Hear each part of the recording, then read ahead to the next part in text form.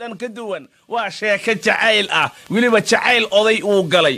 maxamed xasan muumin oo dhukow loo yaqaano waa nin reer wajeer ah waa 9 jir wuxuu guursaday 11 haween ah balse hadda waxay wada joogaan afar xaas oo kaliya wuxuu sheegayaa inuu weli jacayl weyn u hayo xaasaskiisa tabartii raganimadana weli ay ku jirto sheekadaas yaan idinka diline musay dhukow iyo anigoo catoosh ah sheekadiina dhex martay bal ila dhegaysta anigu 89 sano baan jiraa meeqa reeraad guursatay 11 nagood baa la igu nikaxay aniga imisa ilmo ku dhashay ilmo 6 nagood baa ilmo ii dhashay haye 11 xaas yaa lagu meeriyay diinta islaamka lagu meeriyay 11 bilcaan 6na way ii dhaleen dad haye hadda meeqa ku joogtaa afar ba ii joogtaa afar bilcaan baan leeyahay oo madi maldegan marka 89 sano jirta afar xaasna hadda way ku joogto reerahaaga ah waa joogan hadda ilmaan dhalaa oo bilcaantayda way dhashaa oo hadda nin iska safray may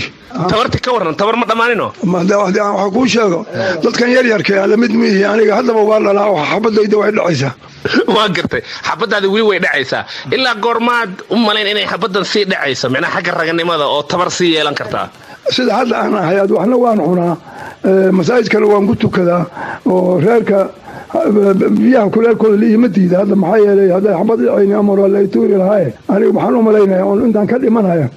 haddii aan aad isu ilaaliya waanu dhali karaa haddii aan 10 sano dambe joogo oon 100 gaara iyo haddii aan dhawaan dhintaba waa gartay berigii aad dhalinyarada ahayd xooggii aad lahayd hadda kaama muuqdo marka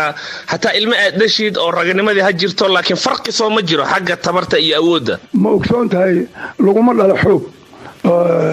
heshiis baa lagu dhalaa bilcaanta haddii ay ogashahay adigoo tabar yareeyey iyo adigoo tabar badan waxay ahaataba ilmaha waynu dhalanayeen haddii adigoo xabad yar ay kaa dhacayso afartaas xaas habeen walba ciddii aan ku hoydo biyo waa la iga kululeeyaa biyaha waa la iga kululeeyaa waxaad ka wadaa micnaha waan walisoo dhaweeyaa baan ku jeeda bilcaanta mar ay kusoo dhaweynaynin baa jirta ma ogta haddii shinnada kaa foofto oo sidii dhallinyarada baryahan joogto oo qaadka iyo hadalka iyo waxaanayto cunaan oo kale may dabcan jacayl baa jira oo dee xaasaska jacayl loo guursada marka sokow in ilmo laga dhalo ka waran jacaylka iyo xiriirka xaasaskaas afarta idinka dhaxeeyo waxaan ku sheegi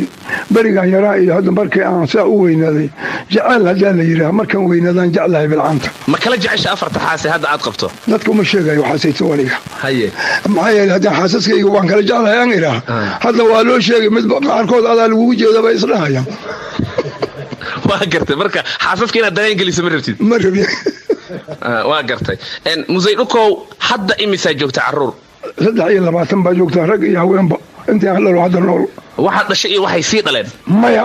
inta aniga dhalay 23 dhaqaalaha ka waran yaa gacanta ku haya caruurtaas iyo afarta xaas iyo adigaba maadaama nin oday aad tahay ilaahay baa mahad iska leh dad baan dhalay rag iyo haweenba aad baa gacanta liigu hayaa aniga marka aan joogay oon xoogga lahaa guryo ma dhisanin haddana dadka aniga aan dhalay baa guryo ii dhisay oo guryo dhagax baan hadda seexdaa waa gartay jacaylka wax ma ka taqaanaayo xaasaskaaga markaa la joogto jacaylka ma uga sheekaysaayo heesa ma u qaadaayo jacayl iyo caashaq ma la jishaa reerkaaga markii aniga aan horta naagaha guursanay markii hore naagaha waa la garaaci jiro waa la isu dhirfin jiray laakiin hadda waxaan sheegaysay waxaan kulli waa ku dhex jirnaa waa hagaag odagaas afar xaas uu leeyahay waa hagaag annagana mid baan hayn la'nahay isna 11 buu maraya maxamed xasan muumin dhan ka duwan waa sheeko jacayl ah weliba jacayl